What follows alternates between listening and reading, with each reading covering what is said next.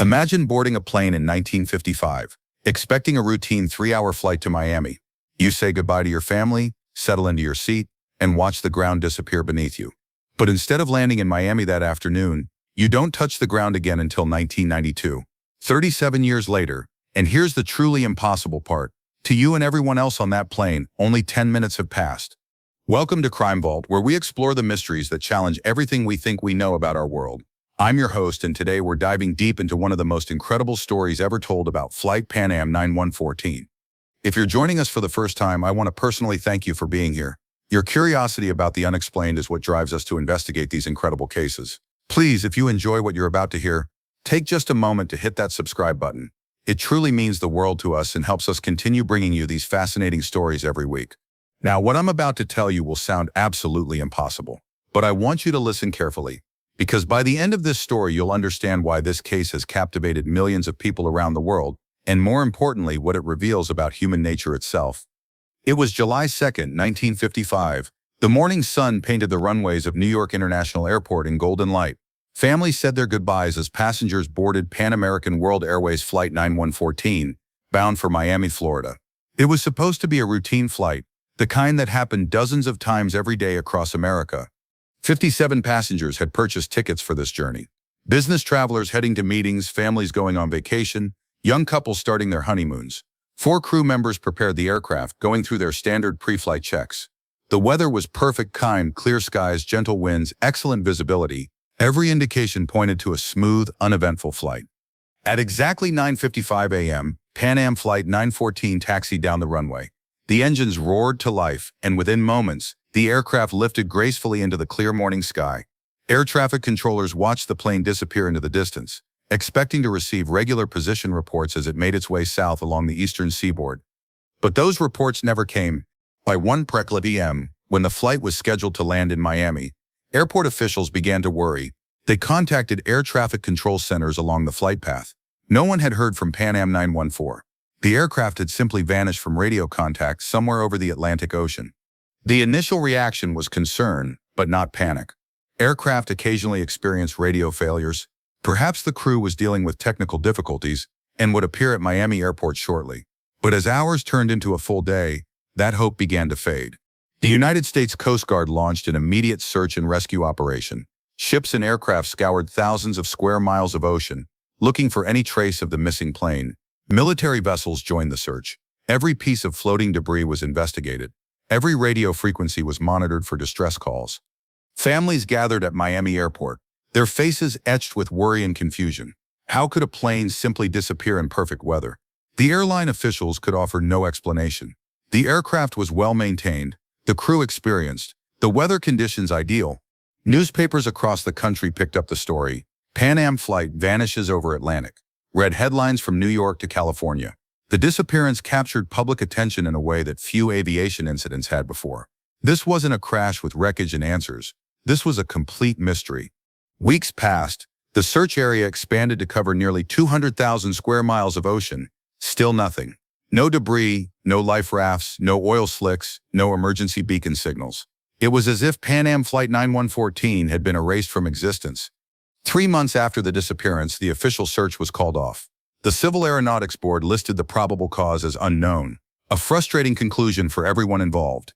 57 passengers and 4 crew members had vanished without a trace, leaving behind families who would never know what happened to their loved ones. The case became one of aviation's greatest unsolved mysteries. Pan American World Airways eventually paid out life insurance claims to the families. Memorial services were held.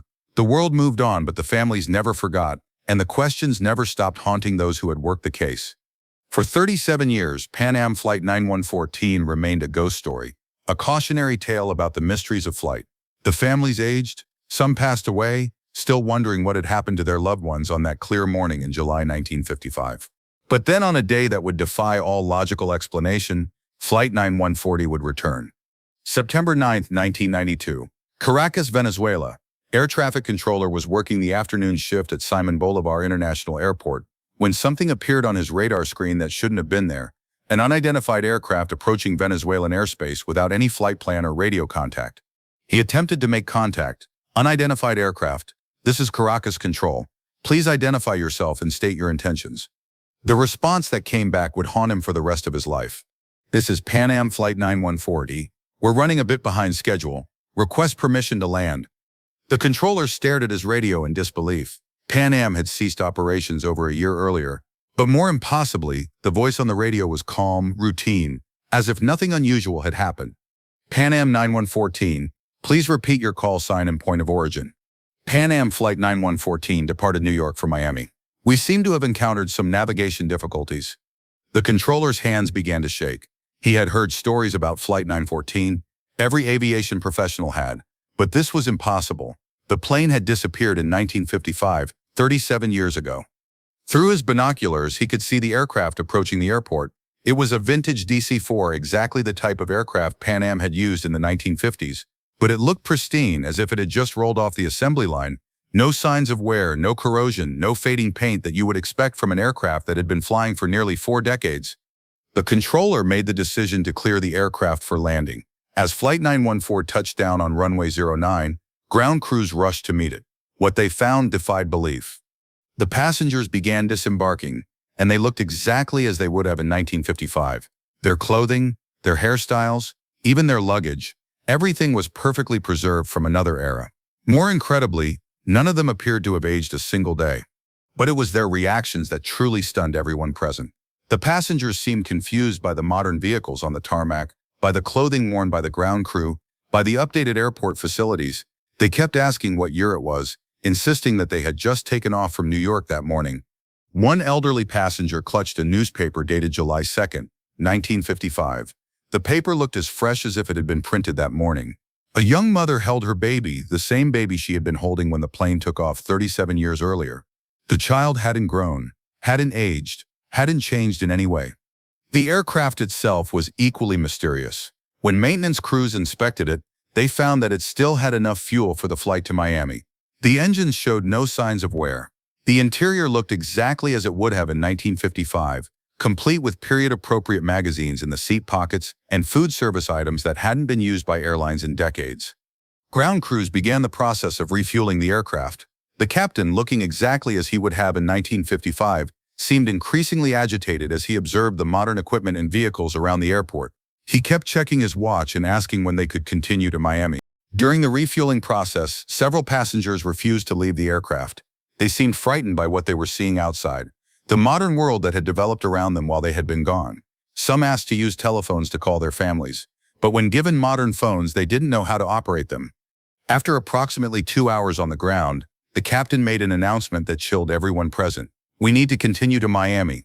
Our passengers are expected, and we're already behind schedule." The air traffic controller tried to explain that it was 1992, not 1955, but the crew seemed unable to comprehend what he was telling them. They insisted on continuing their flight, as if nothing unusual had happened. Against all protocol and common sense, the decision was made to allow Flight 914 to continue. The passengers reboarded, the engines started, and the aircraft taxied to the runway. At 3:47 p.m. local time, Pan Am Flight 9114 took off from Caracas, heading northwest toward Miami. The air traffic controller watched it climb into the clear afternoon sky, just as controllers had watched it take off from New York 37 years earlier. And then, just as it had in 1955, the aircraft vanished from radar. No distress call, no radio contact, no trace. Pan Am Flight 914 had disappeared again, taking its impossible passengers back into the mystery from which they had emerged. Now I want you to take a moment and think about what I've just told you. A plane disappears in 1955 and reappears in 1992, with everyone aboard unchanged, unaged, unaware that any time has passed. It sounds incredible, doesn't it? Almost too incredible to believe. And that's exactly what we need to talk about. As investigators, as people who seek truth, we have a responsibility to examine claims like this with a critical eye. So let's dig deeper into the story of Pan Am Flight 9114 and see what we can discover. First, let's look at Pan American World Airways itself. The airline was indeed a real company, and it did operate flights throughout the 1950s. Pan Am was one of the most prestigious airlines in the world, known for its international routes and excellent safety record. So far, this part of the story checks out. But when we start looking for official records of Flight 9114, things become problematic. Pan Am's historical flight records maintained by the airline and aviation authorities show no scheduled Flight 9114 departing New York for Miami on July 2, 1955. In fact, Pan Am typically used different flight numbers for their domestic routes during that period. We also need to examine the disappearance itself. In 1955, aviation was heavily regulated and monitored. The Civil Aeronautics Board investigated every significant aviation incident. Their records, now held in the National Archives, contain no investigation file for a Pan Am Flight 9114 disappearing over the Atlantic Ocean in July 1955. The search and rescue operation described in the story would have been massive, one of the largest in aviation history at that time. The Coast Guard keeps detailed records of all search and rescue operations. No such operation for Pan Am Flight 9114 appears in their historical records. What about the supposed reappearance in Caracas in 1992? This is where the story becomes even more problematic. We're told that air traffic controller witnessed this event, but no official incident report was ever filed with Venezuelan aviation authorities. An event this extraordinary would have generated massive documentation, investigations, and international attention. The story also contains several technical impossibilities. Aircraft fuel systems in 1955 were not designed to maintain fuel quality for 37 years. The fuel would have degraded, become unusable, and potentially dangerous. The aircraft itself would have shown significant signs of aging, even if somehow preserved in perfect conditions. But perhaps most importantly, an event of this magnitude, a time-traveling aircraft with dozens of witnesses, would have been international news. In 1992, we had global television networks, international news services, and aviation organizations that would have immediately investigated such a claim.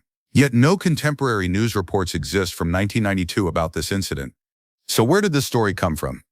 The earliest known publication of the Pan Am Flight 914 story appears to have been in a tabloid publication in the early 1990s. These publications were known for sensational stories about UFOs, Bigfoot, and other paranormal claims. The story was presented not as fact, but as entertainment. However, over the years, the story has been retold countless times on the internet, often with details added or changed. Each retelling made it seem more credible, more documented, more real. This is how modern urban legends are born and spread. The story of Pan Am Flight 9114 follows a common pattern in paranormal storytelling. It combines real elements, a real airline, real locations, believable timeframes, with impossible elements that appeal to our sense of wonder and mystery. It gives us just enough detail to seem credible, while avoiding the kind of specific information that could be easily verified or debunked. But here's what I find truly fascinating about this story, and why I wanted to share it with you today. The fact that it's not true doesn't make it less important. In many ways, it makes it more important. The story of Pan Am Flight 914 tells us something profound about human nature and our relationship with mystery and the unknown. Even though we've established that this story is not factually true, millions of people have shared it, discussed it, and wanted to believe it. And I think there are very important reasons why. We live in an age where science and technology have explained away many of the mysteries that once captivated our ancestors. We understand weather patterns, diseases, the movement of celestial bodies, and countless other phenomena that once seemed magical or supernatural. In many ways, this knowledge has made our lives better, safer, and more predictable. But something deep in the human spirit craves mystery, craves the possibility that there are still things in our world that defy explanation. Stories like Pan Am Flight 9114 fulfill that need. They remind us that despite all our knowledge, despite all our technology, there might still be room for the impossible in our world. The story also appeals to our desire for reunification, for lost things to be found, for separated families to be reunited. In a world where people disappear and are never seen again, where families are torn apart by tragedy, the idea that someone might return unchanged, unharmed, is deeply comforting. There's also something beautiful about the idea of time working differently than we understand it. In our daily lives, we're constantly aware of time passing, of aging, of loss, of missed opportunities. The idea that somewhere, somehow, time might stand still or move differently offers hope that perhaps our understanding of reality is incomplete. But beyond the emotional appeal, stories like this teach us valuable lessons about critical thinking and media literacy. In our current information age, we're bombarded with claims, stories, and facts every day. Learning to evaluate these claims, to ask for evidence, to trace sources, and to think critically about what we're being told is more important than ever. The story of Pan Am Flight 9114 is a perfect example of how we can enjoy a mystery while still thinking critically about it. We can appreciate the wonder and imagination it represents while also recognizing that extraordinary claims require extraordinary evidence. I also want to acknowledge the real families who have lost loved ones in actual aviation mysteries. There are many genuine cases of aircraft that have disappeared without explanation, families who have never received answers about what happened to their loved ones. These real mysteries deserve our attention, our investigation, and our compassion. The difference is that real aviation mysteries are messy, incomplete, and often unsatisfying. They don't have neat explanations or happy endings. They leave us with questions rather than answers. But that's precisely what makes real mysteries worth investigating and what makes genuine cases so important to the families involved. As we conclude today's investigation, I want to thank you for joining me on this journey into the mystery of Pan Am Flight 914. Whether you came here believing the story was true or suspecting it wasn't, I hope you've gained something valuable from our exploration together. If you enjoyed today's deep dive into this fascinating tale, please consider subscribing to Crime Vault. Your support means everything to us and allows us to continue investigating mysteries, separating fact from fiction, and exploring the stories that capture our collective imagination. I'd love to hear your thoughts in the comments below. Had you heard this story before? What did you think when you first heard it? Are there other mysteries you'd like us to investigate? Your engagement helps us understand what interests you most and guides us toward the stories that matter to our community.